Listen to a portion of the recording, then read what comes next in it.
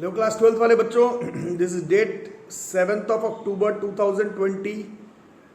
Class 12th maths indefinite integration शुरू हो गया है। जो लोग अच्छे पढ़ने में उन लोगों को मालूम होगा कि एनसीईआरटी में ऐसा इंडेफिनिट और डेफिनिट अलग चैप्टर नहीं है, इंटीग्रेशन चैप्टर है, बट हम लोग तोड़ तोड़ के करेंगे। पहला क्लास इंटीग्रेशन का डायरेक्ट क्वेश्चंस, दूसरा क्लास इंटीग्रेशन में मेथड ऑफ इंटीग्रेशन का पहला मेथड बताया गया था सब्स्टिट्यूशन। आज मेथड ऑफ इंटीग्रेशन का अगला टॉपिक करेंगे, इसको हम लोग कहते हैं इंटीग्रेशन बाय पार्ट्स। ये दूसरा मेथड है इंटीग्रेशन का। एक मेथड है सब्स्टिट्यूशन का, दूसरा मेथड है इंटीग्रेशन बाय पार्ट्स का। अच्छा, कुछ लोग पढ़ने वाले नहीं है, उन लोगों को लगता होगा कि सब्स्टिट्यूशन इतना जल्दी कैसे खत्म हो गया। तो ऐसे बच्चों से वैसे में भी 11th-12th का exam, JEE mains, advance, NDA नहीं निकलने वाला है। खत्म 11th-12th में मैथ्स का, फिजिक्स का, केमिस्ट्री का कोई टॉपिक नहीं होता है। आपको एक मेथड बता करके खोल दिया गया है। अब अलग मेथड, फिर अलग मेथड, फिर अलग मेथड, सब मेथड जुड़ेगा। उसके बाद हम लोग कोई भी क्वेश्चन करेंगे। अभी ऐसा मत समझना कि सब्स्टिट्यूशन में 50 क्वेश्चन करेंगे तो हम तेज हो गए पढ़ने में, है ना। अभी सारा मेथड सब लोग खोलते चले जाएंगे। आज करेंगे इंटीग्रेशन बाय पार्ट्स। तो सारा मेथड्स पर बात हो रहा था कि आप एक मेथड का 100 क्वेश्चन करके कहीं भी तीर मार भी नहीं पाइएगा, आपको सारा मेथड साथ में पढ़ना है।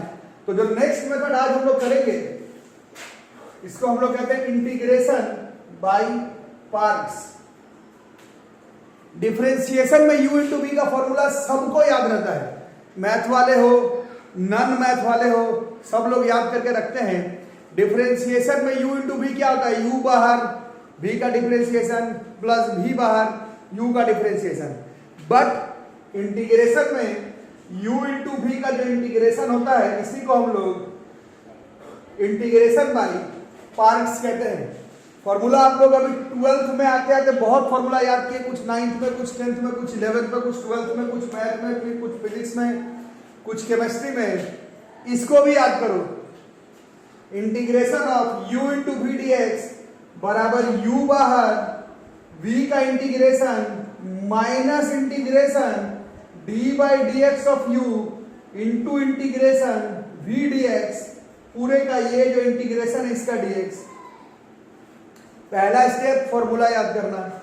दूसरा स्टेप डिफरेंशिएशन का जो u इंटू v था, उसमें u बाहर v का डिफरेंशिएशन प्लस v बाहर u का डिफरेंशिएशन प्लस ही था, तो u किसी को भी मान लेंगे, v किसी को भी मान लेंगे, तो आंसर को फर्क नहीं पड़ता था। सेकंड लाइन पर आंसर सेम आ जाता था।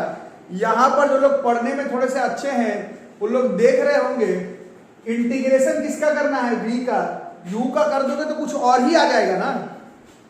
डिफरेंशिएशन किसका करना है, u का, फिर किसका करना है, v का, फिर पूरे का करना है। बोलने का मतलब है कि u अगर कुछ और, v अगर कुछ और, आप और हम अलग अलग ले लें तो आंसर तो मोस्ट प्रोबेबली सेम आएगा, बट बहुत ज्यादा स्टेप आगे पीछे कर जाएगा। तुम बुक से आंसर मिला नहीं पाओगे, तुम मेरे से आंसर मिला नहीं पाओगे। इसीलिए हम लोग एक रूल को फॉलो करेंगे जो कि मेरे तुम्हारे बीच में रहेगा। इसी पैटर्न को फॉलो करेंगे। इस पैटर्न को, इस फॉर्मूला को हम लोग आइलेट फॉर्मूला कहेंगे। We will call it as ILATE. ILATE है ILATE, आइलेट फॉर्मूला।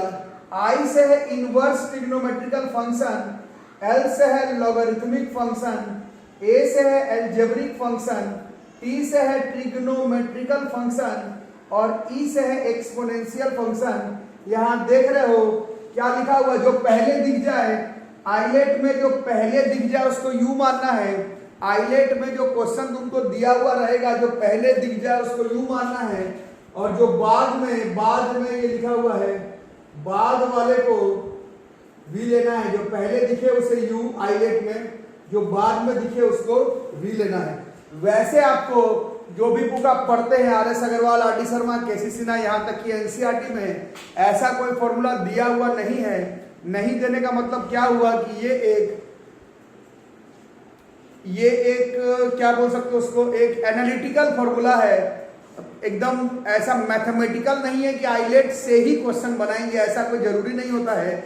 हम लोग इसको मैनिपुलेट भी कर सकते हैं। अब यहीं पर 12th का हाफ में है, जो अच्छा बच्चा है मैथ्स में वो समझ जाता है क्या, जैसे तुम u को कुछ और v को कुछ और माने और तुम्हारा सेकंड स्टेप में जाके इंटीग्रेशन एकदम भारी भयंकर आने लगा, चाहे डिफरेंशिएशन ऐसे आने लगा जो कि तुमसे होगा ही नहीं, तो समझ लेना कि u गलत ले लिए हो, v गलत ले लिए हो। ठीक है, बाकी 90% of the case we will try to use ILATE को इस्तेमाल करने का ट्राई करेंगे। अब एक तो नोट बना करके, मुझे पढ़ाते समय याद है ऐसा इंटीग्रेशन e का power x into trigonometrical function का जब रहता है, आइलेट के हिसाब से e पीछे है, t पहले है, तो ये u और ये v होना चाहिए। बट जब e का पावर x के साथ ट्रिग्नोमेट्रिकल का क्वेश्चन हो केवल, तब कई बार देखा गया है कि u को पहले और इसको v पे सेकंड नंबर पर लेने पर आंसर जल्दी आ जाता है। तो क्योंकि ये कोई रूल नहीं है, इसीलिए हम लोग मैनिपुलेट करेंगे क्वेश्चन को, कब किसको u लेंगे कब किसको v लेंगे, वो हम लोग क्वेश्चन के हिसाब से एक दो स्टेप में समझ जाते हैं कि भाई u भी गलत हो गया है। 90% समय आइलेट लगाने का ट्राई करेंगे। तो आइलेट वाइलेट तो बाद में, पहले आप लोग ऊपर जो फॉर्मूला है उसको तो याद करो, integration of u into v d x, u बाहर integration of v d x minus integration of d by d x of u into integration of v d x d x. पहले आप इसको तो याद करो, आइलेट तो question में सीख ही जाता है यार। ठीक है, पहले फॉर्मूला लिखो और फॉर्मूला को याद करने का ट्राई करो। अब देखो इंपॉर्टेंट क्वेश्चन बताया हूं मैं कि 100 क्वेश्चन आपको बताऊंगा, 100 क्वेश्चन बताऊंगा इंडेफिनिट डेफिनिट का। मेंस में, एडवांस में तो नहीं, मेंस में, एनडीए में और स्कूल एग्जामिनेशन में 100 क्वेश्चन से काम चल जाएगा। तो ये नंबरिंग करके नहीं, अभी का जो 2-3 क्वेश्चन करेंगे वो सिर्फ एग्जाम्पल आइलेट समझने के लिए, इंपॉर्टेंट क्वेश्चन में नहीं। जैसे ये क्वेश्चन है, इंटीग्रेशन ऑफ u v का है, आइलेट लगाए थे, एल्जेब्रिक ट्रिग्नोमेट्रिकल, एल्जेब्रिक ट्रिग्नोमेट्रिकल, तो इसको u मान लेते हैं और इसको u v मान लेते हैं। चलो अब बताओ इसमें देख देख के क्या क्या होगा। u बाहर, x बाहर, integration of sec square x dx minus integration of d by dx of u क्या है, x है, फिर इंटीग्रेशन है v का, फिर सेक स्क्वायर x है और इस पूरे का नहीं, सेक स्क्वायर x dx है और इस पूरे का एक बार और इंटीग्रेशन करना है। चलो बताओ, सेक स्क्वायर x का तो tan x होता है, इंटीग्रेशन x का differentiation this is 1, sec square x का फिर tan x होता है, this is dx।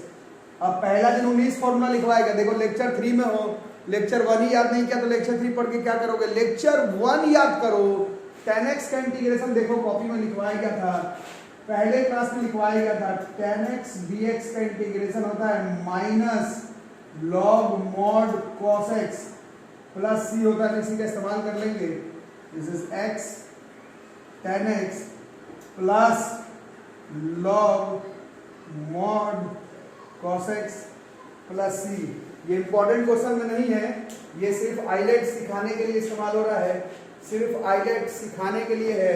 This is not an important question, ये सिर्फ आइलेट सीखने के लिए है, केवल आइलेट सिखाने के लिए इस फॉर्मूले का हमने यूज किया है। एक और करते हैं, सिर्फ आइलेट सीख रहे हैं, सिर्फ आइलेट सीख रहे हैं, इंटीग्रेशन बाय पार्ट सीख रहे हैं, ये भी फॉर एग्जाम्पल में ही, फॉर एग्जाम्पल में ही, इंपॉर्टेंट क्वेश्चन में नहीं, फॉर एग्जाम्पल में ही। ठीक है, ये लेते x sin 2x dx, integration x sin 2x dx, ये u ये v, तो बताओ u बाहर, x बाहर, integration of sin 2x dx minus integration d by dx of u के जगह पर x, इंटीग्रेशन ऑफ v के जगह पर sin 2x dx, पूरे का इंटीग्रेशन भी हमें अभी करना है। अब यहीं पर है, अभी कुछ लोग हल्ला कर रहे थे कि सब्स्टिट्यूशन का और क्वेश्चन कहाँ है, नहीं है, सारा मेथड के बीच में सारा मेथड लगते रहेगा। अब ये सब्स्टिट्यूशन का है, अब आप समझिए कैसे होगा, x साइन 2x का integration will be minus cos 2x। sin x का इंटीग्रेशन कितना था? sin x का integration was minus cos x था। sin x का integration was minus cos x, minus cos 2x by 2। Substitution में फिर से करके दिखाऊं तो sin 2x का खुद से करके देख लो। अरे यार sin 2x का उसी दिन किए थे, आप फिर से मैं नहीं बताऊंगा। sin 2x dx इसको कैसे करते थे? पुट 2x बराबर t differentiate with respect to x, 2 बराबर dt by dx। This question becomes sin t और dx के जगह पर dt by 2, dx के जगह पर dt by 2। This is 1 by 2 sin t का minus cos t, he was not in the question, so this is 2x। ठीक है, यही है, यही सब्स्टिट्यूशन। सब्स्टिट्यूशन तुम सीखो, हर क्वेश्चन में इस्तेमाल पड़ेगा। बाकी हम लोग यहाँ कर रहे थे माइनस, ये तो 1 हो गया, फिर ये माइनस तो ये प्लस हो गया। sin 2x का integration is cos 2x by 2, फिर 2 बाहर आ गया और फिर एक इंटीग्रेशन करना बच गया। So this is minus x cos 2x by 2, और cos 2x का sin 2x होता है तो प्लस 1 cos 2x का sin 2x by 2, is 1 by 4 sin 2x plus c। Highlight अभी सीखो, इंटीग्रेशन बाय पार्ट सीखो। अभी जब हार्ट शुरू होगा तब एक्चुअल में पता चल जाएगा हार्ट किसको बोला जाता है। सबको मालूम है, सबको तो नहीं, जो पढ़ने में अच्छे बच्चे हैं उनको मालूम है। परमुटेशन एंड कॉम्बिनेशन कंसेप्चुअली में सबसे टफ और मैथमेटिकली सबसे टफ चैप्टर इंडेफिनिट इंटीग्रेशन को बोला जाता है। ठीक है,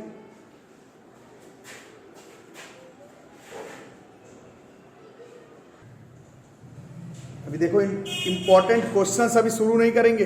अभी इंपॉर्टेंट क्वेश्चंस नहीं, पहले चीज़ों को ठीक से समझ लो, पहले सब चीज़ समझ बूझ लो, उसके बाद आगे हम लोग बढ़ेंगे। ठीक है, अब थोड़ा सा आप लोग में से जो लोगों को इंटीग्रेशन बाय पार्ट याद हो गया और थोड़ा सा समझ गए यू किसको लेना है, बी किसको लेना है, हाईलाइट किसको लेना है, उसको अभी थोड़ी देर के लिए भूल जाओ। ठीक है, और ऐसे ही मान लो दो फंक्शन है मेरे पास, फॉर एनी 2 फंक्शंस। एक फंक्शन लेंगे f1x और एक फंक्शन लेंगे f2x। ठीक है, जो अभी पढ़ाएगा इंटीग्रेशन में पार्ट उसको भूल जाओ 5 मिनट के लिए, और इसका डिफरेंशिएशन कर दो। d by dx of f1x into f2x। Differentiation कर रहे हैं, इंटीग्रेशन भूल जाते हैं, इंटीग्रेशन भूल जाते हैं और डिफरेंशिएशन करते हैं f1x और f2x का। कैसे होता है डिफरेंशिएशन? डिफरेंशिएशन तो याद होगा सबको, f1x बाहर f2x का डिफरेंशिएशन तो ऐसे डैश करके लिखे हैं, चलेगा ना, प्लस f2x बाहर f1 का डिफरेंशिएशन तो f1 डैश करके लिखे हैं। इंटीग्रेशन को भूल जाओ, डिफरेंशिएशन याद है u इंटू v, u बाहर v का डिफरेंशिएशन प्लस v बाहर u का डिफरेंशिएशन। ठीक है, अब फिर इंटीग्रेशन को सामने लाओ। क्या डेफिनेशन बताया गया लेक्चर 1 में? Integration is the inverse process of differentiation. इसका मतलब है कि अगर इस पूरे को डिफरेंशिएट करके ये पूरा आया है तो इस पूरे को इंटीग्रेशन करेंगे x के रिस्पेक्ट में तो ये आना चाहिए। ठीक, तो इस पूरे का इंटीग्रेशन कर रहे हैं, इस पूरे का f1x f2 dash x plus f2x f1 dash x, पूरे का इंटीग्रेशन कर रहे हैं तो ये वाला आना चाहिए f1x इंटू f2x। समझ में आना चाहिए। बाकी 9th क्लास से मैं एक थ्योरी बोल रहा हूँ, मैथ्स में फॉर्मूले का डेरिवेशन परीक्षा में नहीं आता है, बट अच्छा बच्चा को तो मालूम होना ही चाहिए कौन चीज कहां से आ रही। इस पूरे का डिफरेंशिएशन चाहिए तो इस पूरे का इंटीग्रेशन से ये आना चाहिए। ठीक है, तो अब इसका इंटीग्रेशन करते हैं। पहले ये दो टर्म है, इसको अलग अलग लिख लें। Integration of f1x f2x dx plus integration ये वाला f2x f1 dash x dx is equal to ये वाला f1x इंटू f2x। इसको यहीं पर रहने देते हैं। Integration of f1x f2 dash x dx, इस पूरे को उधर भेज देते हैं। इस f1x f2x माइनस ये पूरा उधर चला गया। Integration of f2x into f1 dash x d x. ठीक है, अब थोड़ा सा समझना है, f1 x को u ले लिए, f1 x को u, f1 x को u, f2 डैश मतलब f2 को x के रिस्पेक्ट में डिफरेंशिएट कर दिए हैं, उसको भी लिए हैं, तो इसका मतलब क्या हुआ, f2 को अगर डिफरेंशिएट किए हैं तो v आ रहा है, इसका मतलब है कि v को इंटीग्रेट करेंगे तो f2 आएगा। f2x का डिफरेंशिएशन को अगर तुमने v माना है तो इसका मतलब है v का इंटीग्रेशन मानोगे x के रिस्पेक्ट में तो f2x आएगा। ठीक है, अब ये ऊपर वाले स्टेप को एनालाइज करोगे, देखो ये साइन है इंटीग्रेशन का, दिस इज इंटीग्रेशन, पूरे को u माने u, f2 डैश x को v माने तो ये v dx is equal to ये f1x u है तो ये u, f2x क्या है, f2x is integration of v dx, तो ये इंटीग्रेशन ऑफ v dx हो गया, माइनस माइनस ये इंटीग्रेशन f1 डैश x का मतलब क्या हुआ, f1x अगर u है तो f1 डैश x मतलब du by dx हुआ है ना, और फिर ये f2x बाकी है, ये f2x के जगह पर क्या हो जाएगा, फिर इंटीग्रेशन ऑफ v dx और ये वाला dx बाकी है। इस तरह से डिराइव होता है integration of u into v dx is u bar integration of v dx minus integration of du by dx into integration of v dx और पूरे का इंटीग्रेशन dx। ठीक है, अब इसी में जो लोग अबव एवरेज है पढ़ने में, उनको एक जो बिलो एवरेज उसका कोई उपाय नहीं है, अबव एवरेज को एक चीज पता चला होगा, प्रूफिंग टेस्ट में नहीं आएगा, बट इस प्रूफिंग से क्या समझे कि अगर f1 को f2 मान लेते हैं, f2 को f1 मान लेते तो भी आंसर यही आता। इसका मतलब है ऐसा नहीं है कि आप आइलेट यूज करेंगे तभी आंसर आएगा, आप u किसी को भी मान लो आंसर आ जाएगा, बट इंटीग्रेशन में यही थोड़ा सा पेच है, खासकर इनडेफिनिट इंटीग्रेशन में तुम अपने से u मानोगे, मैं दूसरे को u मानूंगा, तो हम लोग जो आंसर लाएंगे वो सेम करते करते एक एक क्वेश्चन में 2-2 3-3 पेज हो जाएगा। इसलिए हमने आपके बीच में एक रूल रेगुलेशन सेट कर लेते हैं, हम लोग आइलेट को फॉलो करेंगे और किसी क्वेश्चन में देखेंगे कि आंसर आइलेट से नहीं आ रहा तो उसको मैनिपुलेट करेंगे, नहीं तो आइलेट का u और v हम लोग किसी को भी मान सकते हैं, आंसर फाइनल सेम आएगा। ठीक है, तो ये हो गया प्रूफिंग एग्जाम में आएगा नहीं, बट आराम से लिख करके रखो, इससे एक आइडिया चलते रहेगा कि आइलेट क्या होता है और कहाँ से आता है।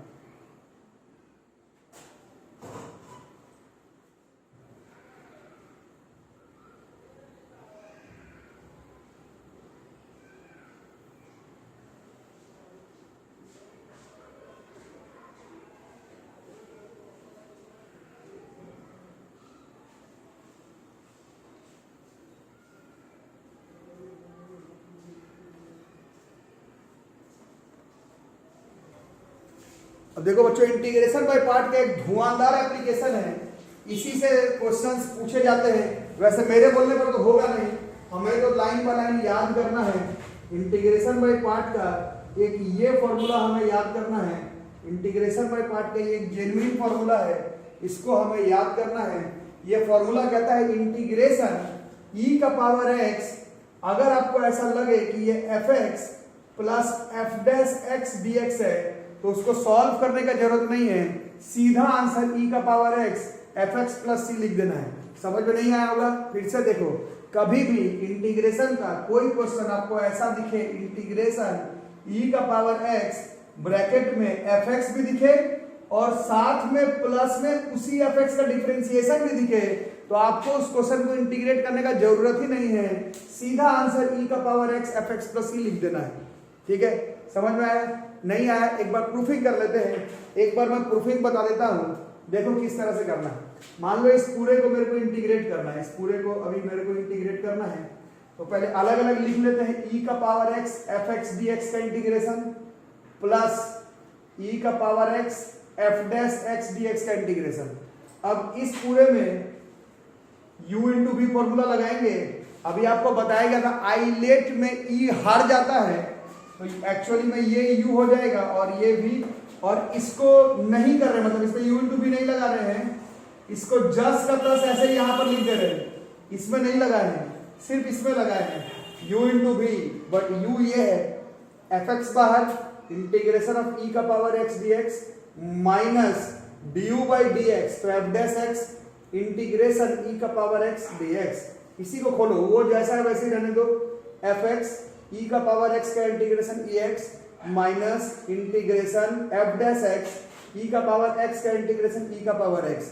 अब ये जो टर्म है f dash x e x d x का इंटीग्रेशन माइनस में है और इधर वाला ई का power x f dash x d x plus में है, तो ये दोनों कट गया और आंसर हमारा सिर्फ आ गया ई का power x f x plus c. ये तो प्रूविंग है, ये तो प्रूविंग है। 9th क्लास से जो लोग अच्छे बच्चे हैं उनको मालूम है मैथ्स में प्रूफिंग का काम नहीं है, हमें इस फॉर्मूला का काम पड़ेगा। अगर हमें लगे कि e का पावर x और साथ में fx plus F dash x dx का इंटीग्रेशन करना है तो आपको इंटीग्रेशन करने का जरूरत ही नहीं है, सीधा आंसर e का power x fx plus c लिख करके छोड़ देना है। जैसे कि कुछ मैं एग्जाम्पल बता रहा हूं, एग्जाम्पल है, इंपॉर्टेंट क्वेश्चंस नहीं है, केवल एग्जाम्पल। इसको पहले लिख लो।